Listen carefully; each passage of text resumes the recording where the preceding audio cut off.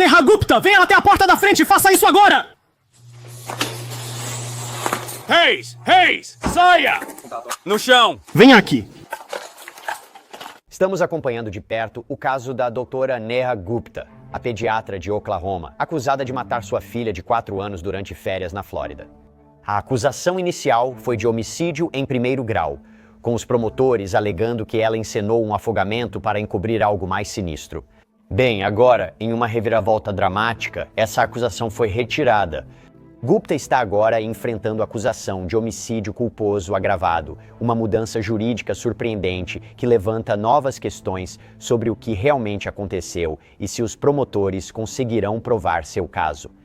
Bem-vindo ao Sidebar da Law and Crime, sou Jesse Weber.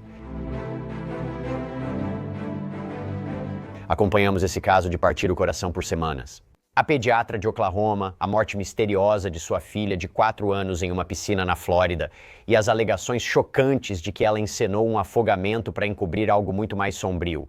No entanto, hoje a história toma um rumo dramático, porque os promotores retiraram repentinamente a acusação de homicídio em primeiro grau.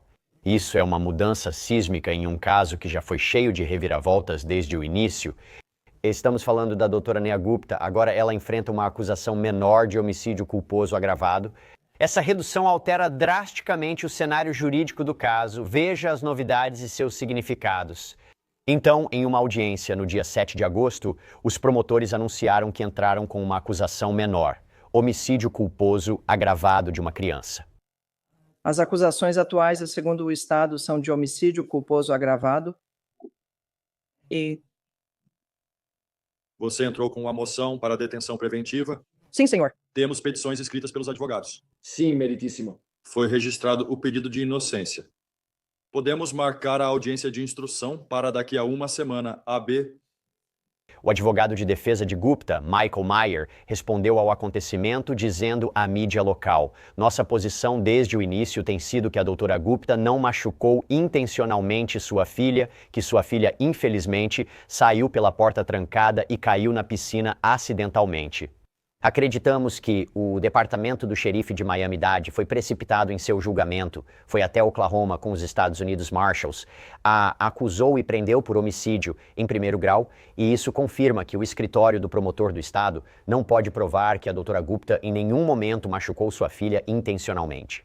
Então, se você está conhecendo esse caso agora, deixe-me te explicar tudo o que aprendemos até agora e por que isso representa uma mudança tão grande. Com base no mandado de prisão divulgado quando ela foi acusada de homicídio em primeiro grau, recebemos diversos detalhes sobre o caso. Por volta das 3h40 da manhã, no dia 27 de junho, a polícia atendeu a uma ligação para o 911 em uma casa alugada em El Portal, Flórida. Doutora Gupta relatou que sua filha possivelmente havia se afogado. Os primeiros socorristas chegaram. Eles foram levados até a piscina nos fundos, onde fizeram uma descoberta devastadora. O mandado diz que os policiais observaram a T. Doravante, referida como a vítima falecida, inconsciente, submersa na parte funda da piscina. Os bombeiros de Miami-Dade retiraram a vítima falecida da piscina e iniciaram a ressuscitação cardiopulmonar. Os bombeiros de Miami-Dade levaram a vítima já falecida ao Hospital Jackson Memorial, onde foi declarada morta às 4h28 da manhã, apesar das tentativas de salvamento. Agora, Gupta deu uma declaração voluntária aos investigadores e, aparentemente, disse que ela e sua filha estavam dormindo na mesma cama. Mas, por volta das 3h20 da manhã, ela acordou e percebeu que sua filha não estava lá. Ela afirmou à polícia que a porta de vidro deslizante foi aberta misteriosamente, apesar de ter verificado todas antes de dormir. A pessoa relatou que então viu a vítima falecida submersa na água da piscina da residência. A pessoa afirmou que tentou retirar a vítima da piscina. No entanto, ela não teve sucesso porque não sabe nadar. A pessoa afirmou que tentou por aproximadamente 10 minutos ajudar a vítima falecida antes de acionar os serviços de emergência. Os investigadores dizem que a autópsia revelou algo diferente e algo muito preocupante. 2 dias depois, em 29 de junho, um médico legista do condado de Miami-Dade realizou uma autópsia em área Tallahassee. E as descobertas aparentemente contradiziam o relato do Dr. Gupta. De acordo com o mandado, abre aspas, o Dr. Tran informou que os pulmões e o estômago da vítima falecida não continham água e eram considerados secos. O Dr. Tran também informou que, com base nessas descobertas, ele pôde descartar o afogamento como causa da morte. Além disso, o Dr. Tran descobriu cortes dentro da boca e hematomas nas bochechas da vítima falecida. O Dr. Tran confirmou que esse tipo de trauma não é compatível com nenhum dos procedimentos de salvamento realizados na vítima falecida pela equipe médica. E talvez o mais perturbador de tudo, na opinião do Dr. Tran, a vítima já estava morta antes de ser colocada na piscina. Enquanto a causa e o modo oficial da morte ainda aguardam estudos adicionais, as conclusões preliminares do doutor indicam que os ferimentos são compatíveis com asfixia por sufocamento. Inicialmente, Gupta foi acusado sob o Estatuto da Flórida 782.04, que trata do homicídio ilegal de um ser humano quando cometido com intenção premeditada de causar a morte da pessoa ou de qualquer outro ser humano. Agora, a acusação de homicídio culposo agravado diz que uma pessoa que causa a morte de qualquer indivíduo com menos de 18 anos por negligência culposa comete homicídio culposo agravado de uma criança, um crime de primeiro grau. Então, isso faz sentido? Eu não sei. Deixe-me chamar agora alguém que talvez possa explicar o que está acontecendo aqui. Marian Braxia, diretora do programa de Master of Laws e Advocacia de Julgamento e professora de Direito na Faculdade de Direito Beasley da Temple, ex-promotora. Muito obrigado por participar. Isso é uma mudança. Eu sei que pode haver discordâncias entre promotores e a polícia sobre as acusações, mas vamos direto ao ponto. Se você tem um médico legista fazendo essa declaração e agora eles transformaram isso em homicídio culposo, por favor, tente me explicar isso. Jesse, você usou a expressão mudança sísmica e eu acho que essa é a descrição perfeita para isso.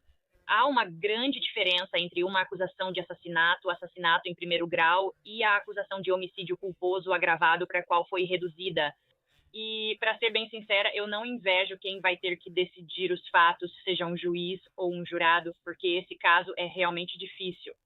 Pode ter sido um erro do médico legista que chegou a uma conclusão equivocada.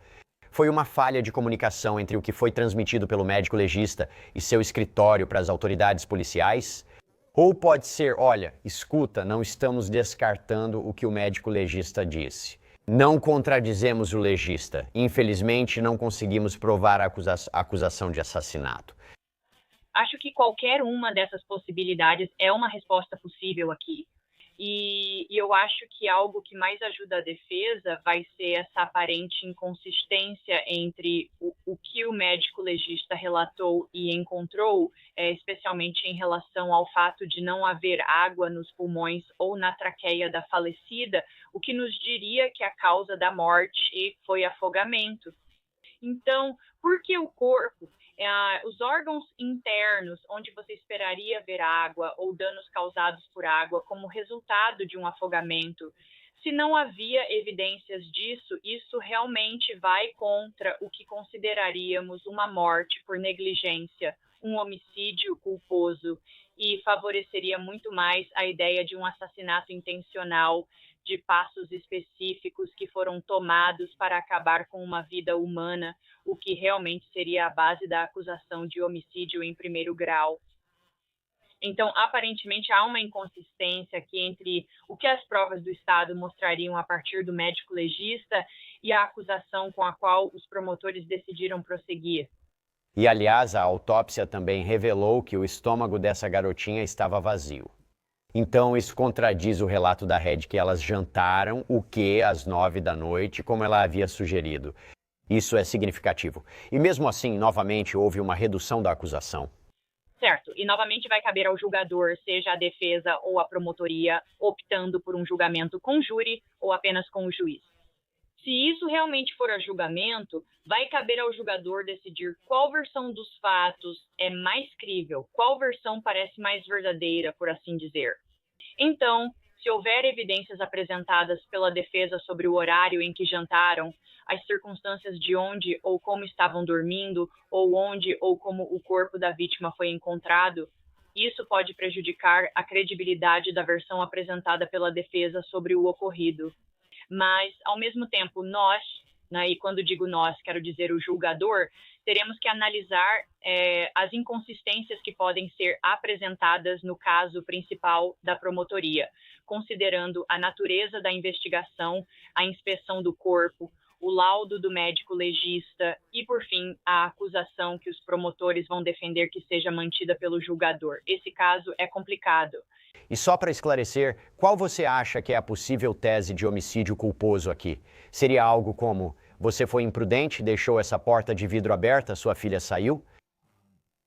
Talvez, potencialmente, possivelmente, suas ações ao tentar salvá-la tenham piorado a situação. Eu estou interpretando, mas considerando também a declaração do advogado dela, onde continuam enfatizando que sempre disseram desde o início que ela não machucou a filha intencionalmente. Agora, eles dizem que foi um acidente, mas poderiam ter dito que ela não causou a morte da filha. Eu fico pensando, de novo, talvez eu esteja interpretando demais. Eu só não sei com o que eles podem ou não concordar em relação à culpa dela nessa situação. No fim das contas, todos podemos dizer que essa garota deveria estar viva, mas a questão é, por que ela está morta? Então estou tentando entender qual poderia ser a teoria de homicídio culposo do homem. Acho que a teoria do homicídio culposo dá à defesa uma espécie de saída, por assim dizer.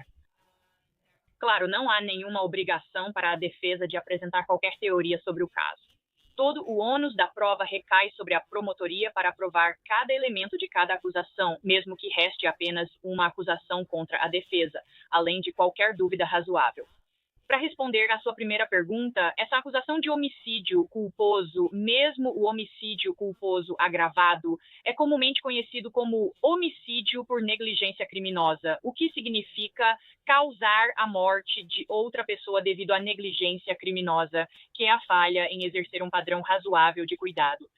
E isso difere do homicídio voluntário, que seria uma morte intencional cometida sob forte emoção.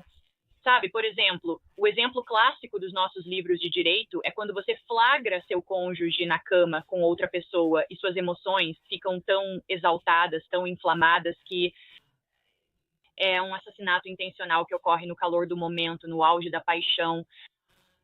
Enquanto que, nesse caso de homicídio culposo, nesse caso de homicídio involuntário, a alegação seria que houve um desprezo tão grande pela vida humana ou pelas medidas razoáveis que qualquer pessoa razoável na posição desse réu teria tomado para proteger a vida dessa criança.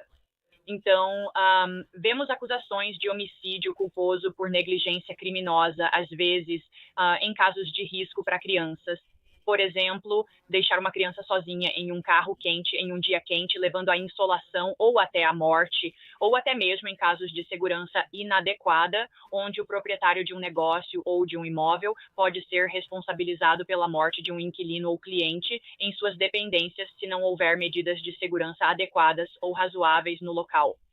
Então, eu consigo imaginar um mundo onde a advogada de defesa usou consistentemente a frase "ela não causou a morte intencionalmente" para conseguir essa reclassificação para acusação de homicídio culposo e tirar a acusação de homicídio em primeiro grau da mesa, o que certamente reduz a exposição da ré a uma pena criminal. E, ao mesmo tempo, isso lhes dá a capacidade de argumentar em sua defesa.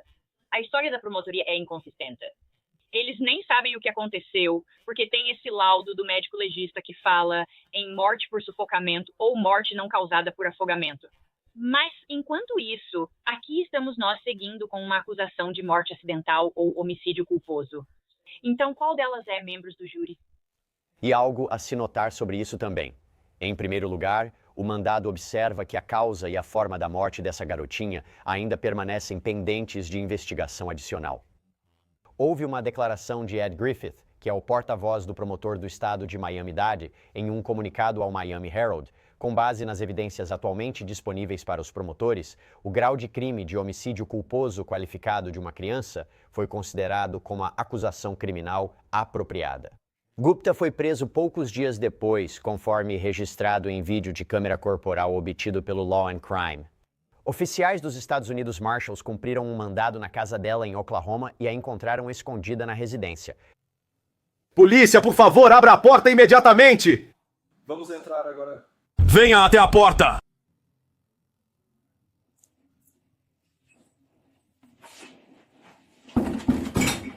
Invasão.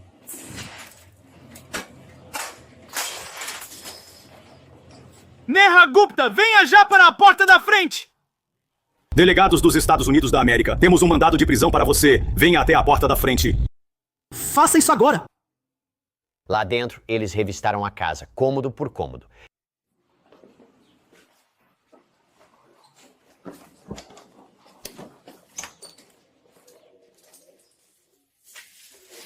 Limpo? Sim, ela meio que volta para o mesmo ponto, né? Então só mantenha o que você tem aí.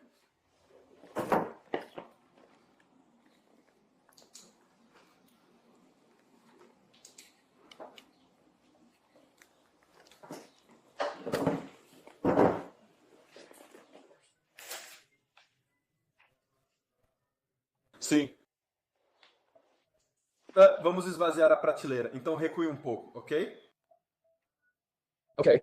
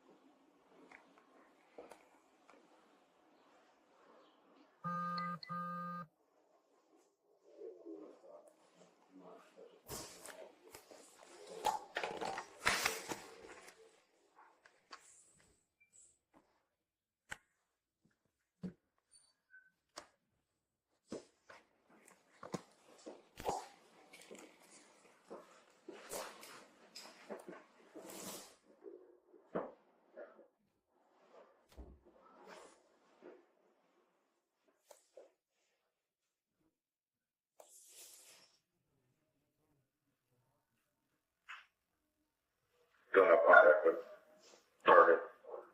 So you'll just start him to have come its way, okay?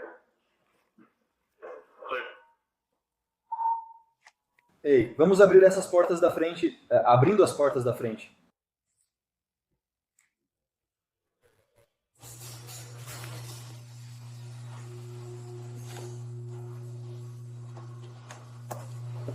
E então, finalmente,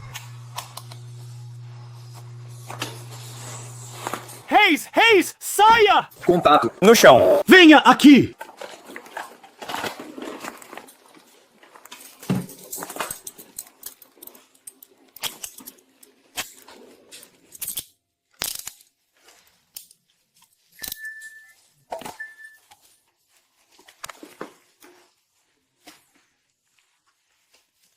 registros do tribunal mostram que Gupta tinha a guarda compartilhada diária com seu ex-marido, Dr. Sarabhi Talati. Porém, as autoridades descobriram que ele desconhecia que a criança tinha saído de Oklahoma. O sujeito compartilha a guarda da vítima falecida com seu ex-marido, que não viajou com eles para Miami, Flórida, e desconhecia que a vítima havia saído de Oklahoma. De acordo com o Dr. Talati, seu ex-marido, há uma batalha judicial em andamento no estado de Oklahoma pela guarda da vítima entre ele e o sujeito. Agora, professor, como isso afeta as coisas? Que tipo de testemunha ele seria em um julgamento? Eu acho que as evidências do divórcio e da disputa pela guarda vão ser altamente relevantes neste caso. Tudo isso faz parte do que chamamos de res gestae, a história do caso, o contexto das partes, o estado de espírito, talvez até mesmo do réu. Nas imagens que você mostrou da prisão, sabe, o fato de que o réu deixou a jurisdição e depois foi encontrado escondido, eu acho que a promotoria estaria dentro dos seus direitos ao argumentar que isso é uma evidência de consciência de culpa, que alguém se ausentaria da jurisdição onde essa morte ocorreu e depois estaria escondido tentando evitar a prisão. Isso pode indicar o estado mental do réu, possivelmente revelando consciência de culpa. Esse seria o argumento. E, claro, a tensão ou qualquer conflito entre os pais em relação à guarda dessa criança novamente vai contribuir para o estado de espírito da ré, o que ela estava pensando, qual era seu estado mental enquanto cuidava dessa criança. E o que, mais uma vez, a promotoria pode argumentar sobre quais alternativas essa ré estaria disposta a buscar para mudar os arranjos de guarda ou garantir que a criança não ficasse sob a guarda do pai. Sim, essa disputa pela guarda tinha escalado apenas alguns meses antes. Você tinha um juiz que concedeu ao Dr. Talati, o pai aqui, a guarda temporária exclusiva, citando interferência médica. A decisão afirma: o tribunal concede a guarda temporária exclusiva ao requerente. O tribunal conclui que existe uma emergência e que o requerido continuará a interferir no tratamento médico da criança menor.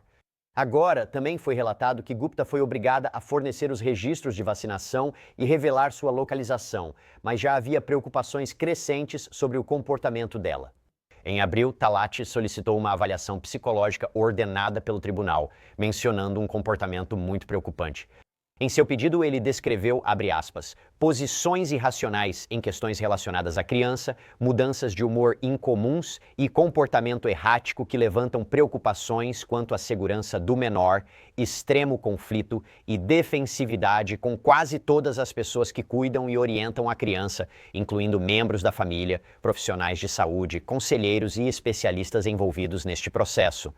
Que o réu continua a fornecer informações falsas aos profissionais de saúde da criança menor sobre alegações de violência doméstica por parte do requerente em uma ordem de restrição que já foi negada anteriormente pelo tribunal.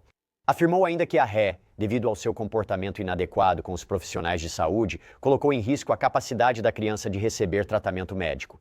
O comportamento da ré leva o requerente a acreditar que a ré possui problemas de saúde mental que não estão sendo tratados. Que uma avaliação da saúde mental da ré é crucial para garantir a segurança do menor. Agora, professor, se isso ainda fosse uma acusação de assassinato, certo, eu poderia imaginar uma situação em que eles diriam: o mundo dela desmoronava e ela se comportava erraticamente, representando perigo para si e para o filho.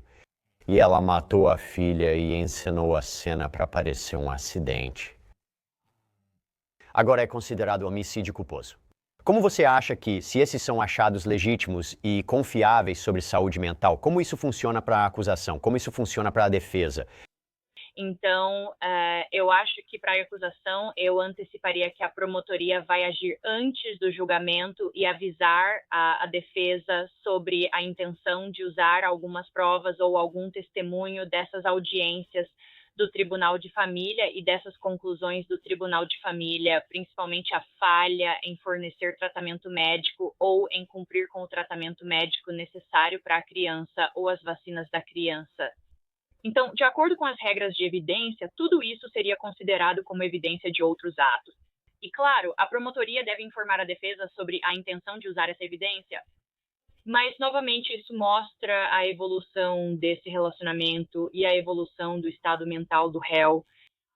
Como ainda estamos diante de uma acusação de homicídio culposo e a acusação é basicamente de uma morte não intencional, acredito que há evidências nos processos do Tribunal de Família sobre tratamento médico, sobre as alegações do pai da falecida, para dizer que essa era uma pessoa negligente no cuidado dessa criança, mesmo antes desse acidente, dessa morte ou dessa morte não intencional. E, portanto, essas evidências anteriores sobre o cuidado dela, sobre a forma como ela era mãe nesses processos anteriores, também servem para informar como ela estava cuidando, se ela estava cuidando dessa criança na data e hora da morte. Geralmente, pensamos em um crime de forma isolada, considerando apenas o momento, local e ato específicos que ocorreram, que dá origem a uma determinada reivindicação, ação ou acusação. Mas, neste caso, como há outros episódios que podem ajudar a entender o que levou a esse acidente, essa morte não intencional ou a morte dessa criança, esses incidentes anteriores podem ser muito reveladores ao mostrar toda a história e as circunstâncias completas da condição dessa criança. Você acredita que ela precisará depor em um julgamento e justificar suas ações? Quero dizer, novamente, considerando essas alegações como verdadeiras e levando em conta as declarações dela como verdadeiras, ela não pula na piscina ou tem dificuldade para resgatar a filha porque não sabe nadar. Alguns pais naquele júri provavelmente pensarão, não me importo. Sabe, tipo, você deveria ter feito o que fosse necessário para tentar ajudar sua filha. Eu te entendo completamente, concordo totalmente com você. Como mãe, esse foi um dos primeiros fatos que me chamou a atenção. E eu acho que você está certa ao dizer que haveria uma inclinação por parte de um jurado de pensar, você está brincando comigo? Você se joga na frente de um trem, você faz o que for preciso para ajudar ou salvar seu filho. Mas eu preciso ressaltar que quando e se um júri for formado nesse caso, eles terão que levar seu juramento muito, muito a sério, seguir as instruções do tribunal, manter a mente aberta, não tirar conclusões precipitadas e não considerar nenhuma evidência antes de serem devidamente orientados. E lembrem-se, mais uma vez, que não há absolutamente nenhuma obrigação para a defesa de apresentar um caso, de apresentar uma teoria do caso, ou certamente para retestemunhar. Ela tem o direito da quinta emenda de manter o silêncio dela. E o júri será instruído de que não pode usar isso contra ela se ela escolher exercer esse direito ao silêncio. Então, de acordo com a orientação deles, de acordo com a instrução deles, um júri, ao fazer o juramento para ser membro desse júri, teria que seguir essa instrução e não usar isso contra ela. Isso acontece no mundo real, na vida real? Espero que sim, senão estaremos questionando a validade de todo o nosso sistema de júri. Antes de eu te liberar rapidinho, o Dr. Gupta continua preso em Miami-Dade sem direito à fiança. A equipe jurídica dela, no entanto, está buscando a liberdade provisória antes do julgamento, uma audiência sobre esse assunto. Espera-se que aconteça na segunda-feira. Quais as chances dela ser liberada agora que está sendo acusada de homicídio culposo em vez de assassinato? Então, eu acho que a redução das acusações é favorável para ela, já que agora há uma pena menor prevista para ela. Eu acho que o fato de ela já ter deixado a jurisdição, o fato de ter sido encontrada se escondendo, certamente vai ser um argumento da promotoria de que ela não é uma presença confiável no julgamento, que ela já demonstrou uma tendência a sair da jurisdição e não estar onde deveria estar. Mas eu acho que o fato de ela ter investido em sua própria advogada, isso é algo que, acredite ou não, realmente pesa a favor dela. Ela está mostrando um investimento em sua defesa e uma disposição para lutar pelo caso e responder às acusações. E isso é algo que a defesa apresentaria, que contaria a favor dela para que fosse liberada antes do julgamento. Professora Marian Brácia, muito obrigado por participar. Obrigada por me receber. Jesse, e isso é tudo que temos para vocês agora aqui no Sidebar. Muito obrigado a todos por nos acompanharem. Como sempre, inscreva-se no YouTube, Apple Podcasts, Spotify ou onde você ouve seu podcast. Sou Jesse Weber. Eu falo com vocês na próxima vez.